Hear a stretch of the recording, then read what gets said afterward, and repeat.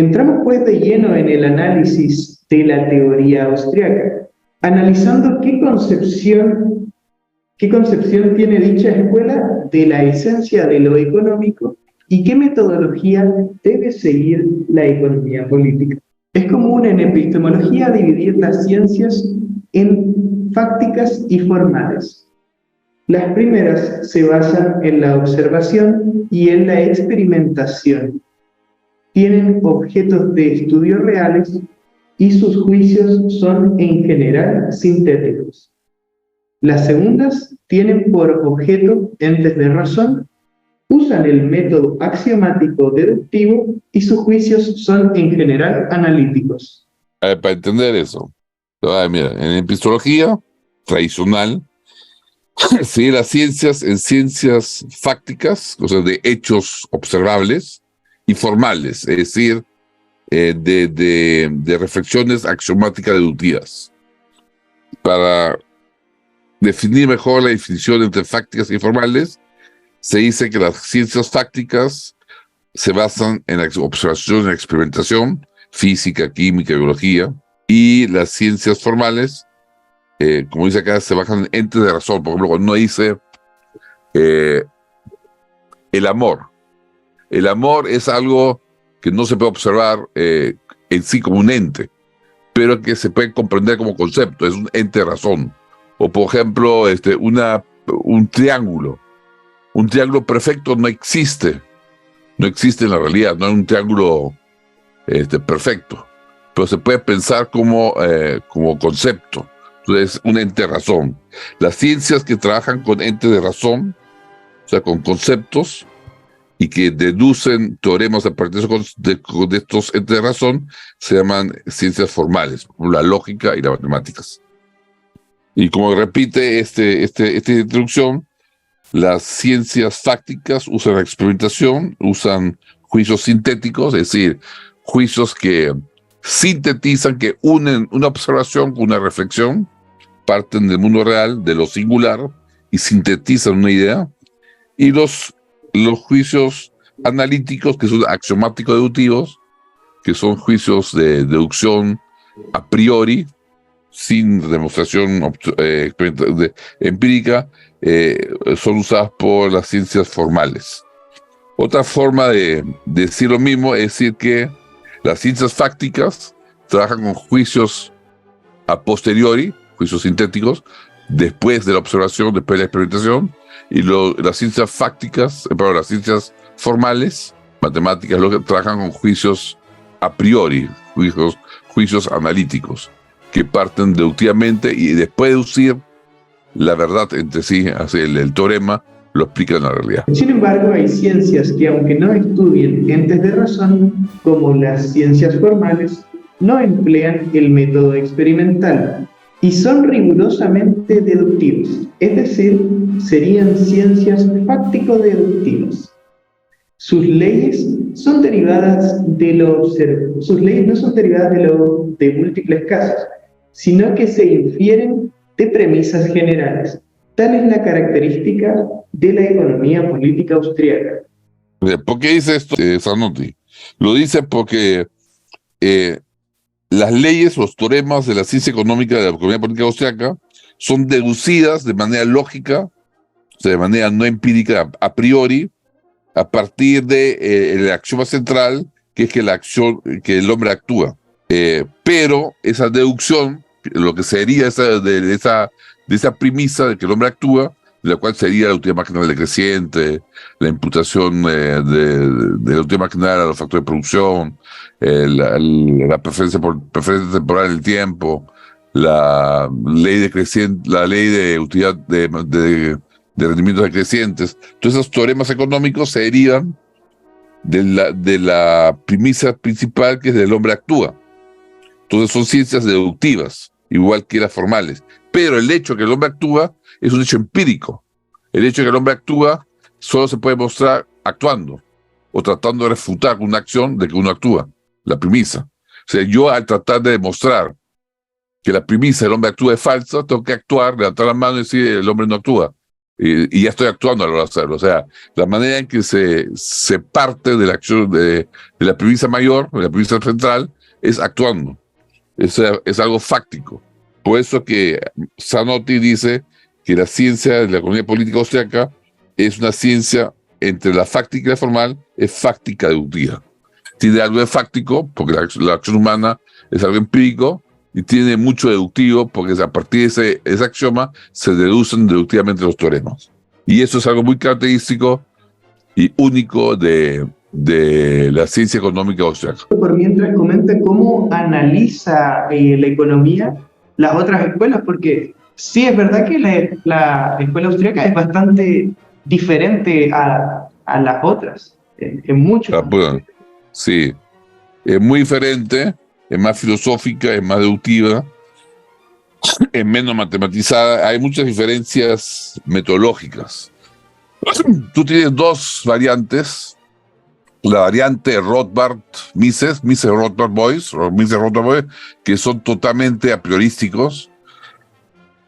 Ellos son la parte de la escuela austriaca que defiende que no hay nada empírico en la teoría económica, en la teoría.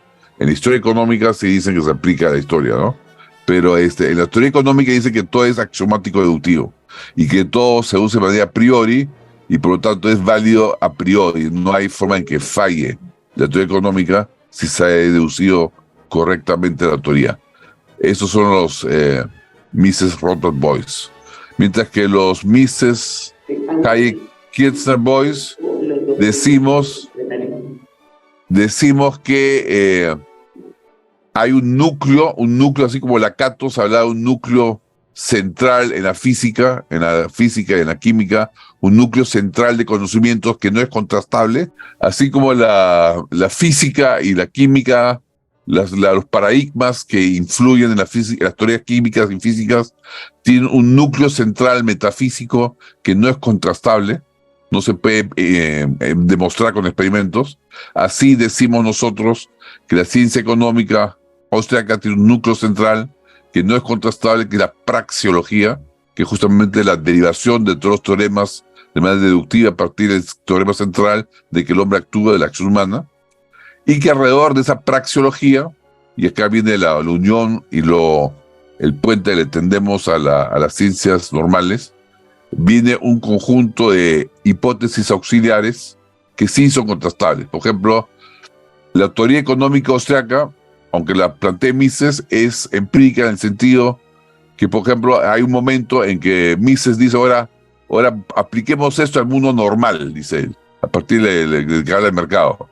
El propio Mises dice, aplicando esto al mundo normal, tenemos que decir que lo normal es que el hombre considere que el trabajo sea penoso. No tiene por qué ser así, dice Mises. Puede ser que haya personas que consideren que el trabajo no es penoso. Pero damos como aceptado esta premisa. Porque ahí Mises, ¿qué está haciendo? Está aceptando un dato del mundo real, un dato empírico, y a partir de esta premisa auxiliar de que el trabajo es penoso, sigue deduciendo los teoremas económicos. Pero ya está aceptando una hipótesis auxiliar empírica. Entonces lo que hace Mises es, a partir de un núcleo central, que es totalmente deductivo, le agrega premisas empíricas y va deduciendo toda la ciencia económica, y por eso estamos más de acuerdo con Fritz Machlup, que también es discípulo de Mises, en decir que la ciencia económica austriaca no es, como lo dice Rothbard, totalmente a priori, no es totalmente axiomática deductiva, sino tiene también hipótesis auxiliares empíricas, y que eso no tiene por qué enfurecer a nadie, porque eso es lo normal en la ciencia. La ciencia natural trabaja de la misma manera, por más que los científicos positivistas digan que ellos son totalmente empíricos, no es cierto. Como le mostró Popper, todo dato factual está cargado de teoría. El hecho de que uno mida temperatura, el hecho de que uno diga esta solución tiene 14 grados centígrados, esto es un facto, esto es un hecho, ya implica que tú tienes que definir previamente, teóricamente, qué es temperatura, qué es un grado Celsius, qué es calor, qué no es calor. Entonces, el mismo hecho de medir datos ya implica que tú defines una teoría previa. Por lo tanto, no hay manera de medir datos No hay manera de hablar de hechos sin teoría previa, sin un paradigma teórico previo. Igual es en la economía, sin la praxeología no hay manera de aplicar teoremas a la práctica. La intervención que hicieron era decir si la ciencia austríaca era muy diferente a las otras ciencias, ¿no es cierto? ¿Entendí esa pregunta? Así es. Sí. Ya. En realidad, si uno mira desde el punto de vista de epistemología y analiza a la luz de los nuevos aportes de Karl Popper, de Thomas Kuhn y de Imre Lakatos, y a los más recientes no los tengo a la mano, pero si uno analiza el planteamiento de Fritz Machlup, que hace Fritz Machlup, la metodología de Fritz Machlup acerca de la escuela austríaca, sí tendríamos un puente con las ciencias tradicionales. Cierta racionalidad científica tradicional al decir que hay un núcleo central praxeológico no contrastable y un cinturón de hipótesis auxiliares empíricas que son las que se contrastan y que son las que se ponen a prueba o se ilustran con la historia económica. Lo que sí habría que darle la razón a los a prioristas como Rothbard es que la forma de contrastar empíricamente la teoría económica es mucho más difícil. Los rothbardianos dirían que es imposible contrastar la teoría económica, además dirían que es verdad a priori lo que dice la teoría económica. Los que hicimos más a Fritz Machlup, los que hicimos más a la escuela de Böttger, que tratamos de armonizar un poquito la racionalidad científica con la escuela científica, con la escuela austríaca, decimos que sí podemos contrastar empíricamente la teoría austríaca, pero de manera muy en forma de tendencias, en forma de patrones de comportamiento. Y que si hay un error, si es que se presentara un error en la observación, es decir, si se presenta una anomalía, no se puede de botar la teoría de frente. Es decir, así como en la ciencia natural, en la física, el hecho que se observara anomalías en las órbitas de ciertos planetas que cuestionaban la ley de la gravedad de Newton, que decían si la ley de la gravedad de Newton es cierta, estas observaciones empíricas no las veríamos. Por lo tanto, esto es una anomalía que pone en duda la ley de la gravedad de Newton, y ahí los físicos que se enfrentaron a esta anomalía dijeron: no postulamos que hay un planeta o un ente celeste que está influyendo en la gravedad, en las observaciones. Y recién 100 años después de postular ese ente celeste teórico, se descubrió que era el cometa Halley. Es decir, la observación empírica vino como 100 años después de observar la anomalía. Mientras tanto, a pesar de la anomalía que ponía en duda la edición de Newton, se siguió trabajando con la edición de Newton. Así decimos nosotros los austriacos, que aunque haya observaciones que pongan en duda la escuela austriaca, postulamos que hay hipótesis que no se están cumpliendo a cabalidad, por lo que no se puede mostrar que todo el cuerpo teórico está equivocado. En otras palabras, cuando uno hace una aplicación práctica de la teoría, hay como 50 hipótesis que están siendo usadas al mismo tiempo. Y simplemente cuando uno hace una predicción cualitativa, una tendencia cualitativa predicha, no cuantitativa, sino una tendencia, hay que tomar en cuenta que esas 50 o 60 hipótesis están funcionando al mismo tiempo y que una de ellas puede fallar y puede hacer que no se cumpla la predicción. Entonces, cuando un hecho contradice la teoría austriaca, no tiene por qué estar equivocado el cuerpo central de la teoría austriaca. Puede ser que una de las 50 hipótesis auxiliares esté mal aplicada. Entonces, esto es la gran diferencia de las ciencias sociales con las ciencias naturales, que las ciencias sociales son mucho más difíciles de contrastar, de ilustrar históricamente, ilustrar empíricamente. Lo cual no quita que en principio sí se trate de ilustrar al menos la teoría económica con casos prácticos. Lo que sí hacen todos los austriacos, tanto rothbardianos como no rothbardianos, es ilustrar la teoría deductiva con casos prácticos. Los rosbergianos dicen la ilustración es independiente de la teoría siempre es válida. Otros, como nosotros, los que seguimos a Fritz Machlup, decimos la ilustración podría contradecir la teoría si constantemente la contradice. Pero hasta ahora, y esto es el puente que le hacemos a la Cantos, hasta ahora el programa científico de investigación austriaco es progresivamente, es progresivo, es progresivamente positivo. Es decir, hasta ahora constantemente ha predicho bien. En la historia siempre se ha visto que la escuela austriaca ha predicho que por más que se interviene en la economía, peores son los resultados, y por más que se libere la economía, mejoran los resultados económicos. Y esa predicción gruesa, ese patrón de predicción grueso que hace Hayek, los pattern prediction, gruesos, siempre se han cumplido y nunca han sido contradichos. Por lo cual decimos que el programa de investigación científico de la escuela austríaca es progresivo. No no es regresivo, sino es progresivo. Y desde el punto de vista epistemológico, en realidad no hay muchas diferencias con otras escuelas, con otras ciencias, pero hay que saber mucho de epistemología para poder defender eso. Yo les recomiendo las lecturas de Zanotti, que ha trabajado mucho esto. Lo podemos leer también en un próximo libro si quieren. Pero a grosso modo,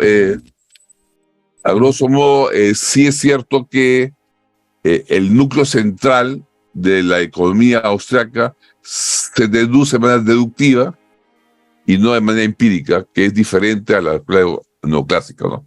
La escuela neoclásica hace modelos matemáticos y los contrasta empíricamente. Nosotros lo deducimos de manera lógica. Análisis de las implicaciones formales de la acción humana. Tal cosa se realiza porque la esencia de lo económico, como pronto veremos, está en la esencia de la acción humana. Luego, sobre tales bases, que serían los axiomas del sistema, se van deduciendo todas las consecuencias lógicas de los mismos, llegando a los teoremas correspondientes. Dichos teoremas son las leyes económicas. Ahora bien, tales leyes son leyes que indican relaciones de causa y efecto, que indican tendencia y no exactitud matemática. No existen en economía constantes, como en la física. En esta última, las leyes tienen relaciones de causa y efecto con constantes y por lo tanto expresables matemáticamente, pero tal cosa no podemos hacerlo en economía. No podemos, por ejemplo, decir que si la demanda aumenta un 50%, el precio aumentará exactamente otro 50%. Solo podemos decir que tenderá a aumentar otro tanto. Pero no hay medición matemática posible. Las mediciones solo son datos de la historia económica. Carecen de todo interés para la teoría económica pura. Ahora bien... Hasta ahí, por favor, pare. Bueno. La primera parte, lo que hemos leído, la primera parte, es que lo que dice es que la teoría económica praxeológica, no la teoría aplicada a la historia, sino la teoría económica pura, que se basa en la praxeología, consiste en, a partir de ciertas premisas, deducir de manera formal deducciones teoréticas. En otras palabras, no se habla de la mantequilla que sube de un sol o de un peso a 2 pesos, sino se habla del bien de manera abstracta, ni un bien en concreto, cuyo precio, de manera abstracta, no se sabe lo que es precio, aumenta de manera cualitativa y cuya demanda, sin definir bien cómo se forma, sin decir qué consiste esa demanda, aumenta, ¿no? Entonces, se habla de conceptos que no tienen contenido, es decir, el bien, la demanda del bien A aumenta y el precio del bien sustituto se reduce. ¿Qué efecto tiene? Entonces, no se ha definido el contenido del bien sustituto, no se ha definido la demanda del bien A. Se habla en abstracto y se deduce las consecuencias de manera abstracta, de manera formal. Así como cuando decimos 1 más 1 es 2, eso puede ser una manzana más una pera, son 2 frutas. Ahí tiene un contenido empírico. Porque cuando digo 1 más 1 es 2, estoy hablando de manera formal. Cuando digo una manzana más una pera son 2 frutas, estoy hablando de manera empírica, como entendido.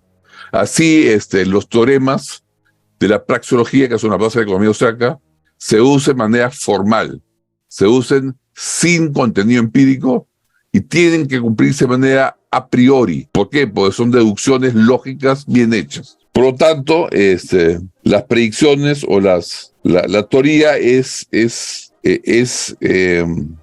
independiente de toda medición empírica porque es deducida deductivamente. En ese sentido, no interesa la medición empírica de la demanda, de la oferta, sino interesa la deducción genético-deductiva del concepto para la teoría económica. Ya cuando uno pasa a medir un concepto económico, ¿no?, en la cantidad del precio, en cuánto aumenta, qué porcentaje, está aplicando la teoría a la historia. Entonces, el economista austriaco diferencia mucho entre afirmaciones que son teóricas, que son lógico-deductivas, y afirmaciones de esa teoría que se aplican a la historia. Por ejemplo, cuando yo predigo o cuando yo mido simplemente en el pasado, ya sin predecir, si yo mido que el precio del oro ha subido 20% en dólares. Yo lo que estoy haciendo es una medición empírica en la historia. Lo que estoy haciendo es historia económica, porque estoy midiendo algo del pasado, o por último, coyuntura económica, pues algo del presente. Pero estoy aplicando la teoría a la historia. Las mediciones cuantitativas son mediciones históricas, que no afectan la teoría. Acá el uso del método deductivo presenta una serie de problemas que debemos aclarar, especialmente en cuanto a fijar los límites entre las implicaciones formales de la acción y la economía política propiamente dicha. Haremos ahora un análisis introductorio de dichas implicaciones formales, donde podemos encontrar de lleno en el estudio de los conceptos básicos de economía y donde fijaremos los límites anteriormente aludidos. Punto número 3. Acá es importante que Zanotti va a abordar justamente lo que implica esta visión, lo que diferencia esta visión con las demás ciencias. Va a desarrollar la praxeología y justamente va a mostrarnos hasta qué punto la praxeología, que es ese núcleo central deducido lógicamente, hasta qué punto esa praxeología se diferencia de otros enfoques económicos y otras ciencias. ¿Preguntas hasta ahora? Por lo importante que ustedes pregunten. ¿Preguntas? Yo sí. Sí, Sebastián, dime. Muy buenas noches, profesor Turek. Más que todo esto solo tal vez sería una aclaración, porque siento que entonces las ciencias, se podría decir, las ciencias exactas, sí son como un bloque que son bastante sólidas y que se apoyan unas sobre las otras, pero siento entonces que las ciencias económicas o ciencias sociales son más como la teoría se aplica hasta que algo demuestra que es todo lo contrario. A ver, ¿ya sigue?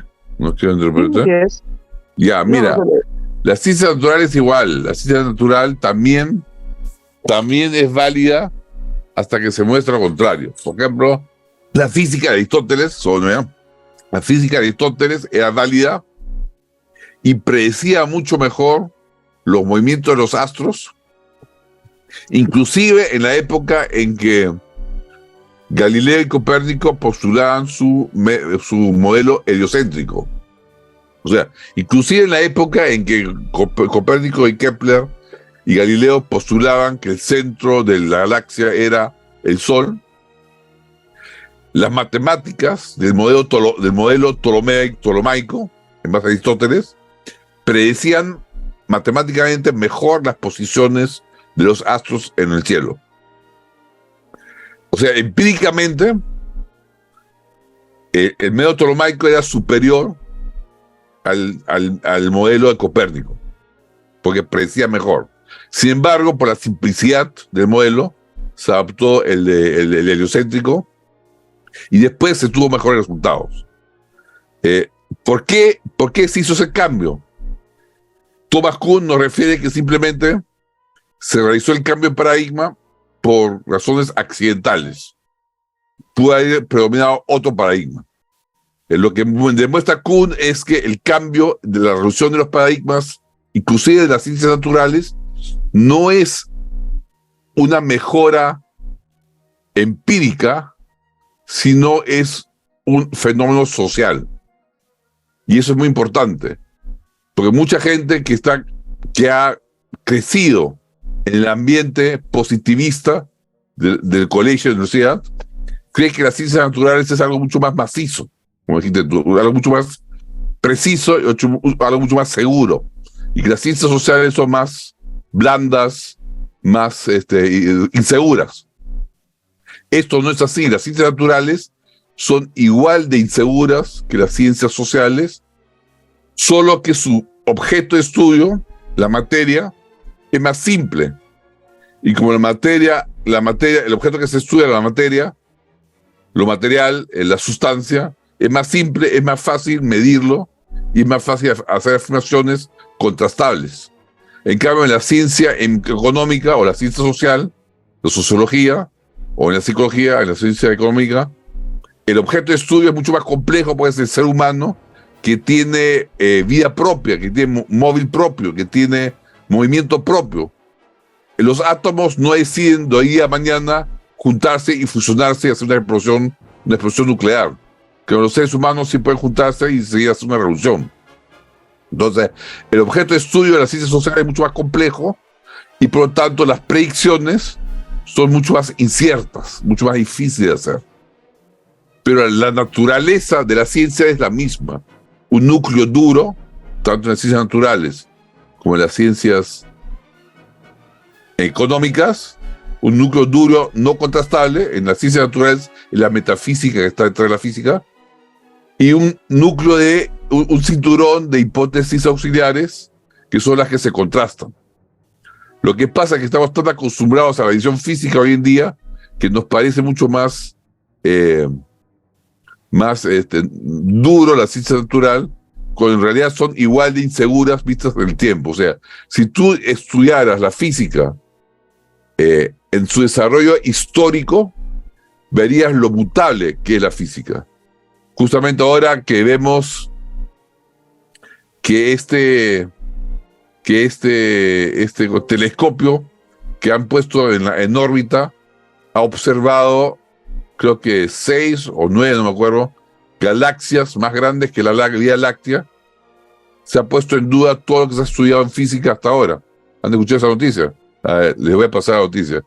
Han puesto justamente hace poco un telescopio en órbita, en la órbita exterior de la Tierra, que ha descubierto, no sé si son 6 o 9 galaxias más grandes que la Vía Láctea, y cuya cantidad, porque digamos, según la teoría física estándar, no debe haber tanta materia en el universo. O sea, el hecho de que haya tantas galaxias contradice todas las teorías de evolución hasta ahora conocidas. Entonces, tenemos una anomalía en la física, en la astrofísica, que desdice todo lo seguro que había en la ciencia física astrofísica.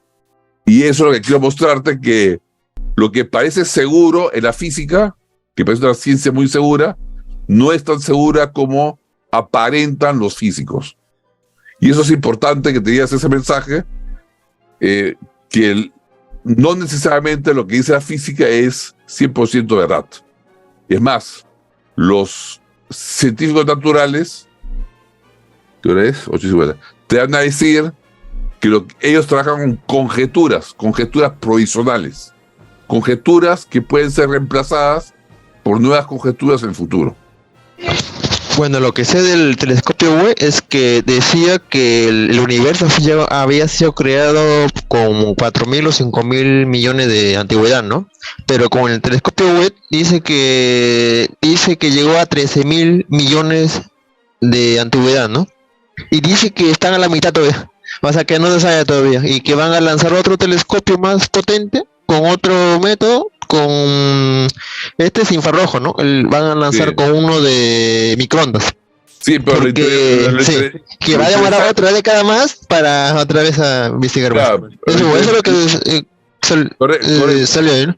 pero lo interesante de esos telescopios es que han observado galaxias que no habían sido detectadas hasta ahora y cuya presencia pone en duda toda la teoría de la evolución galáctica. Es decir, no que ponga de duda el inicio del universo, porque una cosa que sí que es un dato bastante aceptado es que el universo tiene un inicio.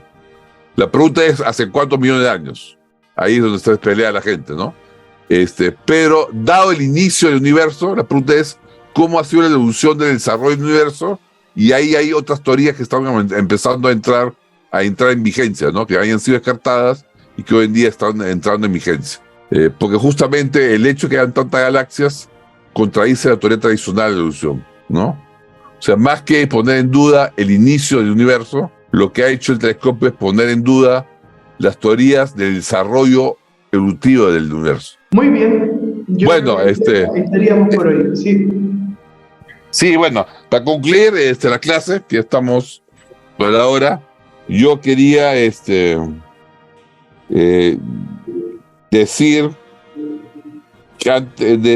que se lleven de esta clase lo siguiente: tanto la ciencia natural como la ciencia social tienen un método científico. Un método científico que consiste en, a partir de una teoría que no es contrastable, plantear hipótesis que sí son contrastables e ilustrar la historia con predicciones. La ciencia natural es más fácil de contrastar porque tiene un objeto de estudio simple. La ciencia social es más difícil de contrastar porque tiene un objeto de estudio mucho más complejo que no es fácil de contrastar. Ambas, ciencia natural y ciencia social, tienen un núcleo duro que es metafísico, que es teórico y que no se puede contrastar. Ese núcleo duro en la ciencia austriaca se llama praxeología y en la ciencia natural se llama la metafísica, esta de la física. Y lo que diferencia a los dos es que la ciencia social no se puede contrastar tan fácilmente como la ciencia natural. La ciencia natural puede usarse métodos experimentales, puede usarse en laboratorio, la ciencia social no. Pero en resumen, ambas se adscriben al método científico, ¿no? Y el hecho de que los austriacos seamos deductivos no contradice ese espíritu científico. O sea, el hecho de que seamos deductivos, eso de que nosotros somos más filósofos que científicos no es cierto. Porque igual que los científicos naturales tenemos un núcleo filosófico en el cual nos debatimos mucho, pero también tenemos ilustraciones históricas que son contrastables, ¿no?